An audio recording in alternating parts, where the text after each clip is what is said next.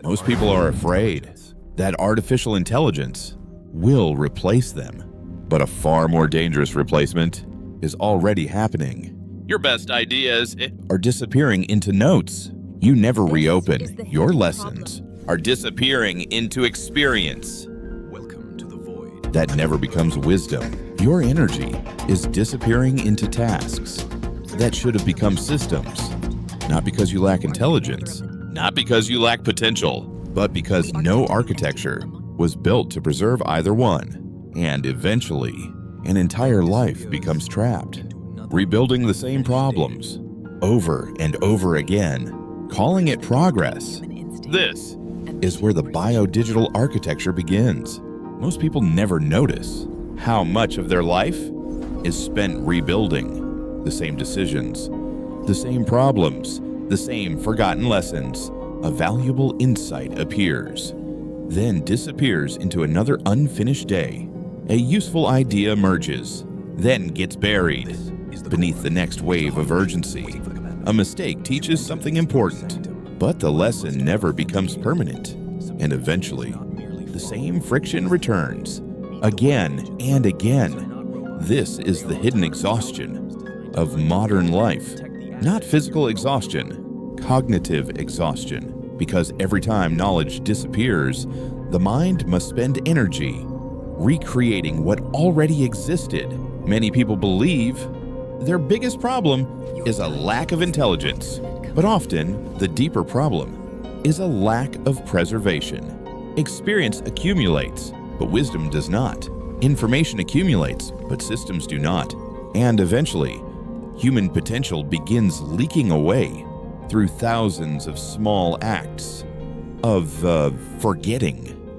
This is why so many people feel busy, yet rarely feel compounded. They are moving, learning, working, creating, yet somehow nothing compounds. But every day begins too close to zero. The biodigital architect understands that intelligence alone is not enough. Knowledge must be preserved. Lessons must be captured. Experience must become structure, because the future rarely belongs to the person who knows the most. It belongs to the person who remembers what others keep forgetting. The modern world often speaks about artificial intelligence as if the goal is to remove the human being, automate more, delegate more, accelerate more, scale more. And eventually, a strange question begins emerging. What remains when everything becomes optimized? Because not everything should be automated. Not every decision, not every conversation, not every act of creation. Some things lose value the moment they become mechanical. Judgment, taste, empathy, meaning, vision. Without them, speed only makes emptiness move faster. These are not inefficiencies. They are the qualities that make human intelligence valuable. The machine can generate options, but it cannot decide which option deserves to exist. The machine can accelerate execution, but it cannot determine what is worth executing. And this is where many people become confused. They believe the purpose of AI is to replace human effort, but the deeper purpose is to protect human attention from unnecessary effort, because every hour spent repeating predictable tasks is an hour unavailable for deeper thinking. This is why the biodigital architect asks a different question, not what can be automated, but what should remain human? What deserves judgment? What deserves creativity? What deserves presence? What deserves care? Because once those answers become clear, the architecture changes. The machine stops becoming a replacement and starts becoming support, a structure that protects the parts of life that should never become mechanical. And eventually, the person stops asking how much work can be removed and begins asking how much meaning can be preserved. Most people imagine the future as a competition between humans and machines, but that may be the wrong question. because the real challenge is not replacement, it is integration. The problem is not that machines are becoming powerful. The problem is that many people still have no architecture for using that power intentionally. More information arrives, more tools arrive, more systems arrive, yet clarity remains scarce. But without direction, complexity begins accumulating faster than clarity. Most people are not overwhelmed because AI is too advanced. They are overwhelmed because their own system is too unclear. And eventually, technology starts creating the very chaos it promised to eliminate. This is why more capability does not automatically create more freedom, because freedom requires structure. A library without organization becomes noise. Knowledge without retrieval becomes waste. Technology without intention becomes distraction. The biodigital architect understands that intelligence must be layered. Human judgment, machine memory, human vision, machine execution, each serving a different role, because the goal was never to become more machine-like. The goal was to become more deeply human with machine assistance. This is the Silicon Citadel, not a fortress of software, a fortress of preserved knowledge, protected judgment, compounded experience, a structure capable of remembering what the human mind alone was never designed to hold forever. And eventually, the question stops being, what can AI do? And becomes, what should AI remember? So I can focus on what matters most. Eventually, the problem stops being technology and becomes design, because every system, whether intentional or accidental, is already producing something, a behavior, a result, a future. The question is whether that future was chosen consciously. Most people never stop to examine the architecture running beneath their daily lives, the information they consume, the tasks they repeat, the conversations they have, the habits they reinforce. All of it is constructing something, whether you intended it or not. And eventually, the architecture becomes destiny. Most people do not lose potential. In one dramatic collapse, they lose it through unanswered questions, repeated for years. This is why the biodigital architect asks different questions, not what tool should I use, but what am I preserving?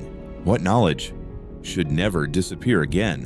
What lessons should become permanent? What decisions am I making repeatedly that should already be systemized?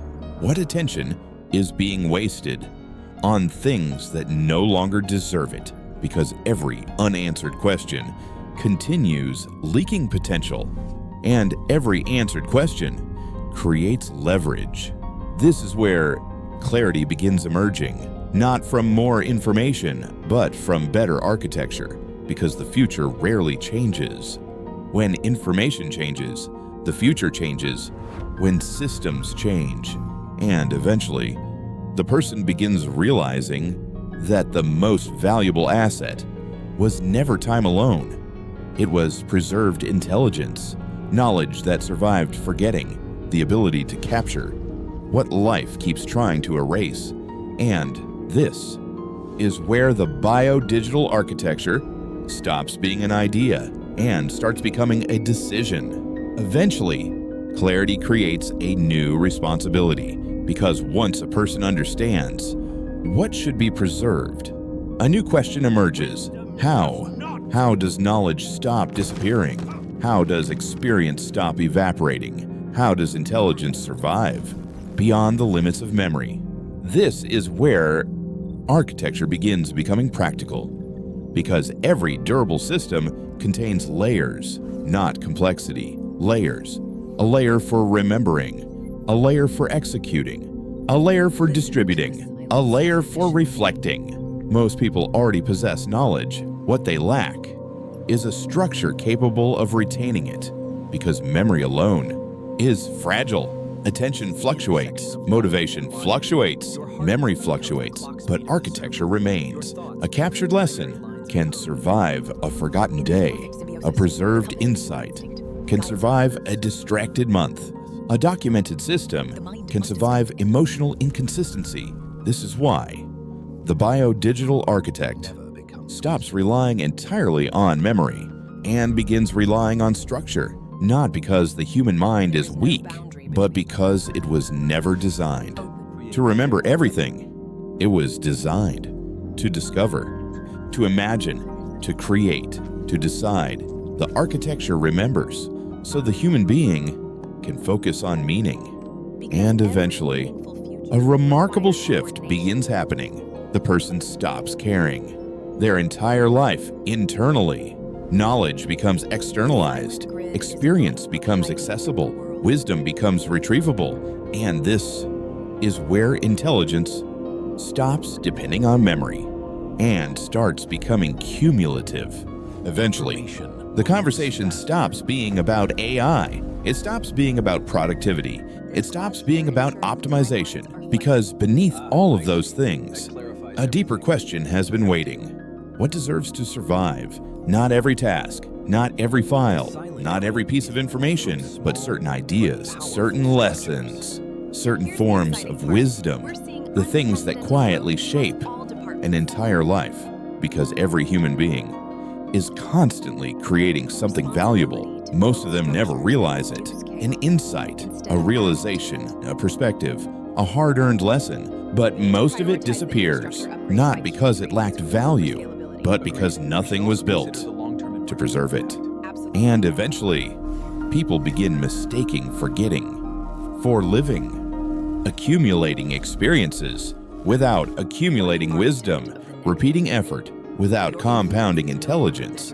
And maybe the tragedy was never that people lacked wisdom. It was that they kept letting it disappear. This is the hidden cost of an unstructured life, because the future is not only shaped by what people learn, it is shaped by what they keep. The biodigital architect understands that preservation is not about storage. It is about continuity, the ability for today's insight to remain available to tomorrow's self, the ability for experience to become inheritance, the ability for intelligence to survive time. And eventually, something remarkable begins happening. The person no longer feels as though life is constantly slipping away, because every lesson has somewhere to live. Every insight has somewhere to return. Every piece of wisdom has somewhere to grow. And this is why the future may never belong to the people with the most information. It may belong to the people who build systems capable of preserving meaning.